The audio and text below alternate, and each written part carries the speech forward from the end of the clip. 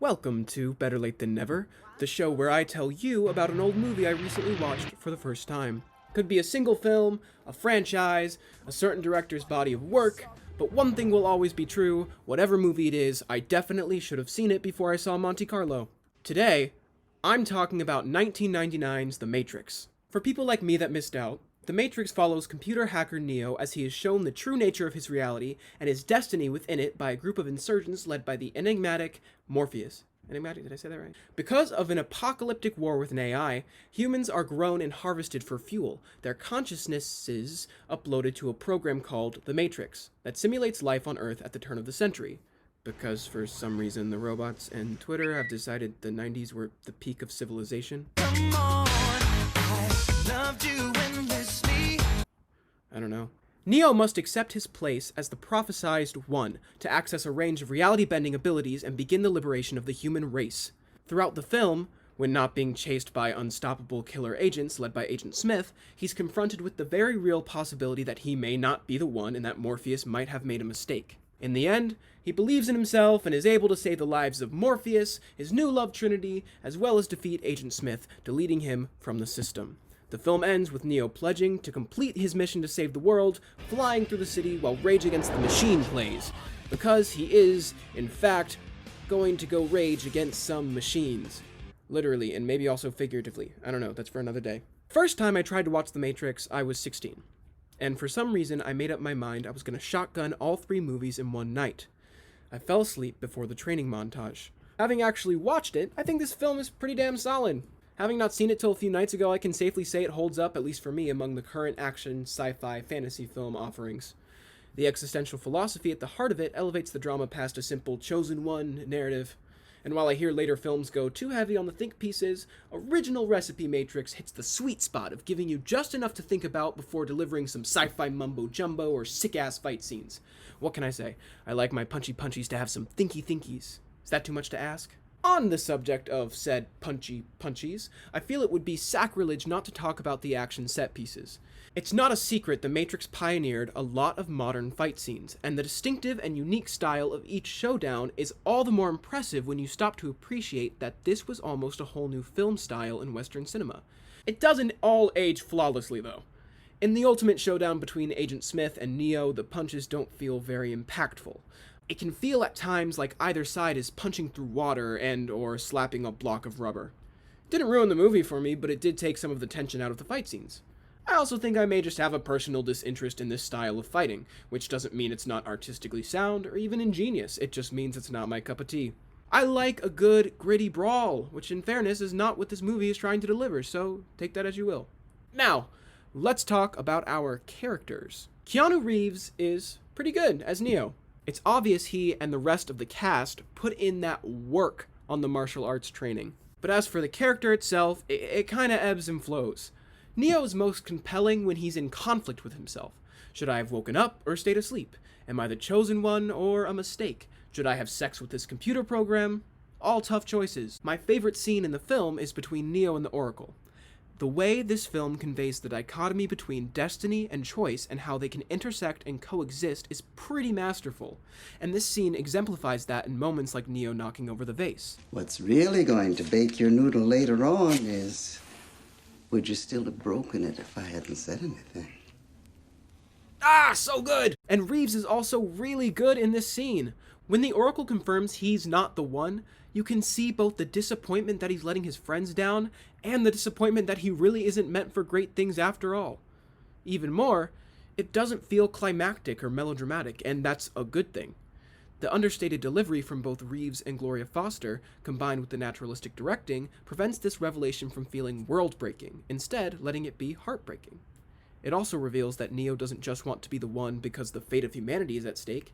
He wants to be the one to be worthy of himself and his new friends. It's a rare moment of specificity in Neo's character. There are sadly few moments for Reeves to shine in this way in the film, and while the rest of what he does isn't necessarily bad, it just feels like it's lacking something. Someone I enjoyed consistently, though, throughout the movie was Hugo Weaving as Agent Smith. Man! He feels so distinctive from his cohorts, which is pretty important given they're all just brunette white guys in suits. And the first time I watched this, I literally thought they were all played by the same actor. Nah, but he really stands out. While the other two that follow him around rarely exhibit any emotion or expression besides minor exertion, Weaving is serving up a host of subtle character choices that set him apart from the pack. He feels more dangerous and unpredictable, and when he reveals his true intentions to Morpheus, I felt the most fulfilling sense of, oh fuck. Because we realize he's more dangerous than a simple program, and we realize we've only just begun to understand him.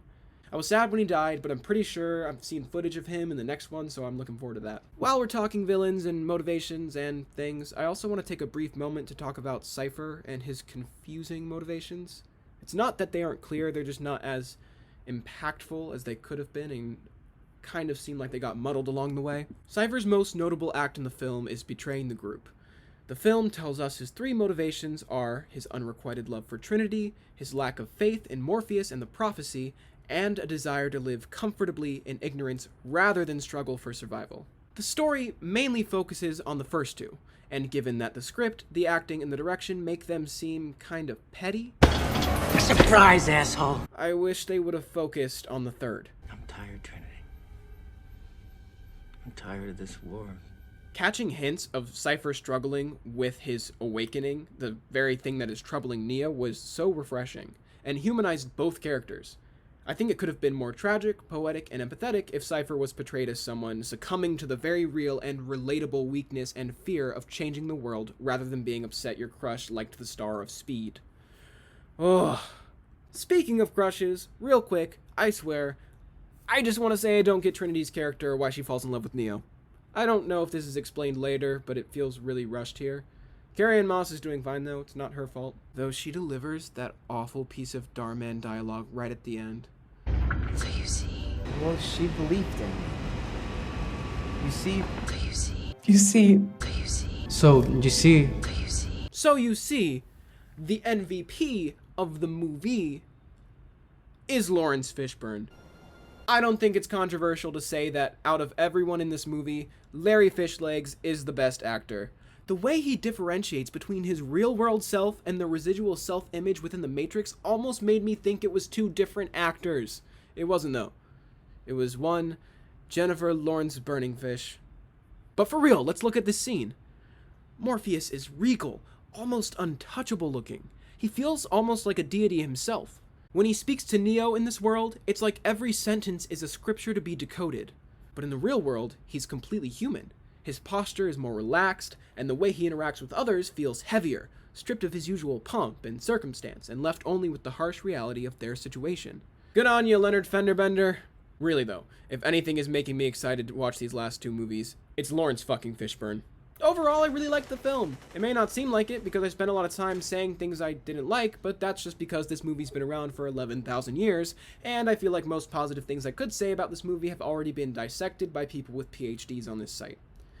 But the characters were mostly great, the direction and the cinematography is beautiful if not revolutionary, and the performances are solid through and through. The thing that surprised me most was how much of this took place outside of the Matrix. I don't really think I knew or processed that there was this whole world outside the program, so I'm curious to learn more about that world in the next two installments. Speaking of, hi!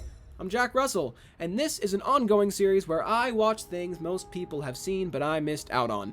If you like it, maybe give this video a good old thumbs up, and subscribe to the channel if you want to see me finish the Matrix series.